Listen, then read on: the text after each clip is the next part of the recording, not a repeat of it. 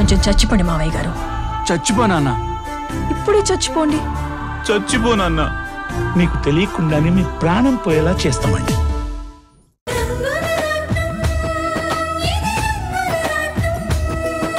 Okay Amulya, once again thank you. ఇక నువ్వు వెళ్ళు. చందు, మరి నువ్వెలా వెళ్తావు? మా ఫ్రెండ్కి మెసేజ్ చేస్తే వాడే వచ్చి తీసుకెళ్తాడు.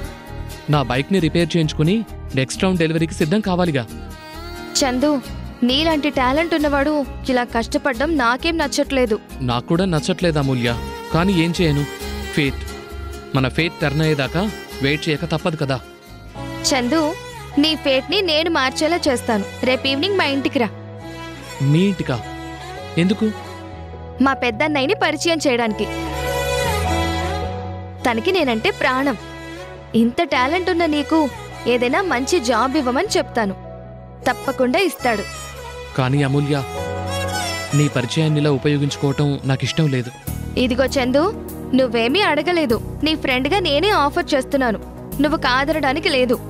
రేపు మా సీత వదిన బర్త్డే కూడా. You must come. సరే, ఓకే, బాయ్. బాయ్.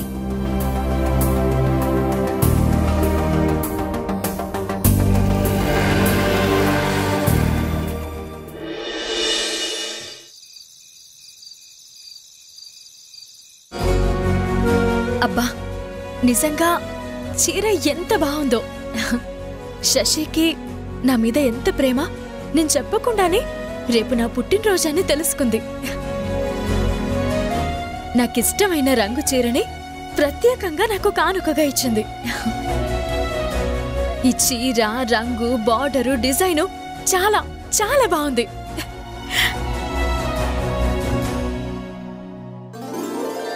సీత,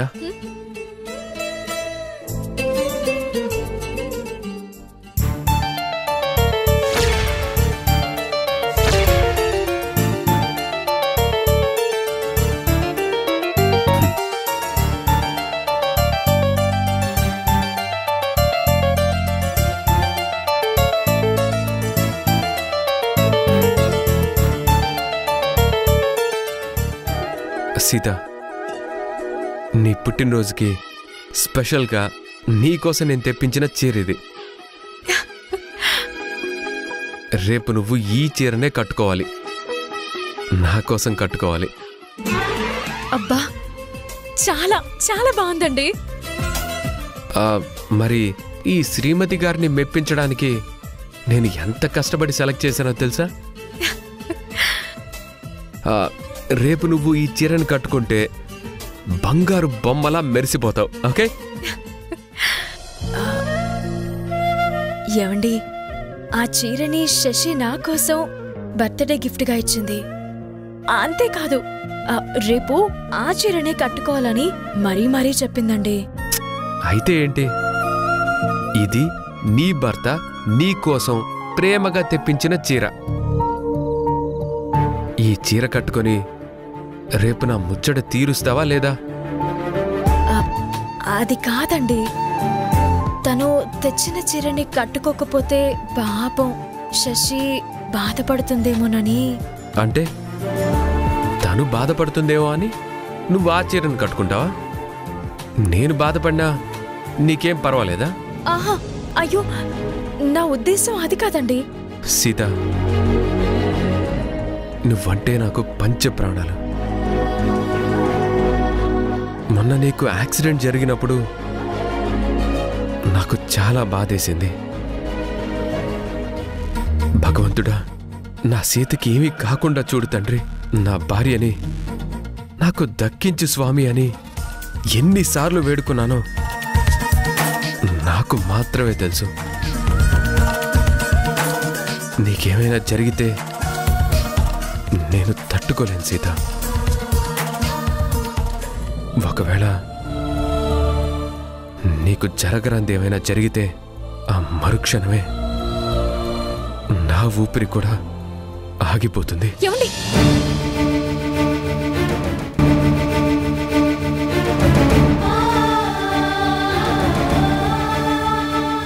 ఏంటండి ఆ మాటలు? ఏదో చిన్న యాక్సిడెంట్ జరిగినంత మాత్రాన మీరంతగా దిగులు పడిపోతారా? అయినా నాకేమవుతుంది? ఈ రాముడుండగా ఈ సీతకి ఏమీ కాదు. మీరు కానివ్వరని నాకు మనస్ఫూర్తిగా నమ్మకం ఉంది. చూడు బేబీ, రేపు నువ్వు కలర్ఫుల్గా కనిపించాలి కదా, అందుకే ఇప్పుడు నీకు నేను నెయిల్ పాలిష్ వేస్తాను, ఓకేనా? అయ్యయ్యో వద్దండి, మీరు నాకు వద్దండి. ఏం కాదు, రా రా.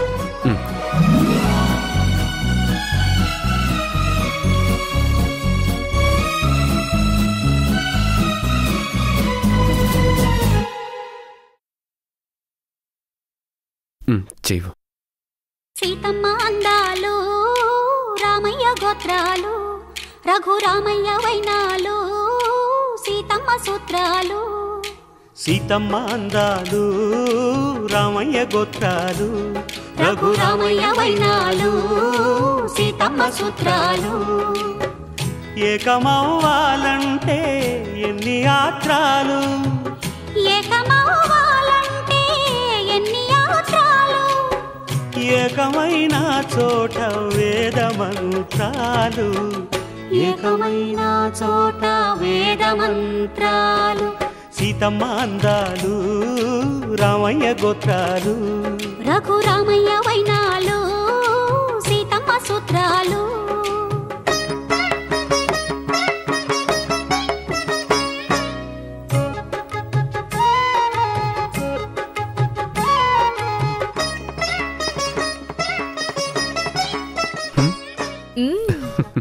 చాలా బాగుంది. అయ్యయ్యో వద్దండి, ఆగండి.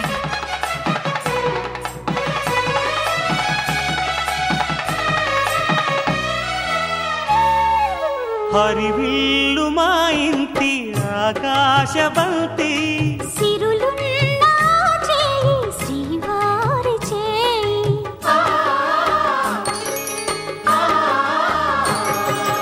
హరివిల్లు మా ఇంటి ఆకాశబంతి, వంపులెన్నో పోయి రంపమేయంగా, సినుకు సినుకుగా రాలే చిత్రవర్ణాలు. సొంపులన్నీ గుండె గంపకెత్తంగా, సిగ్గులలోనే పుట్టేనమ్మ శిలక కపాలు. తళుకులై రాలేను తరుణి ఆదాలు, తళుకులై రాలేను తరుణి ఆదాలు. ఒక్కలై మెరిసేను ఒలుకు ముచ్చాలు. సీతమ్మ అందాలు, రామయ్య గోత్రాలు, రఘురామయ్య వైనాలు, సీతమ్మ సూత్రాలు.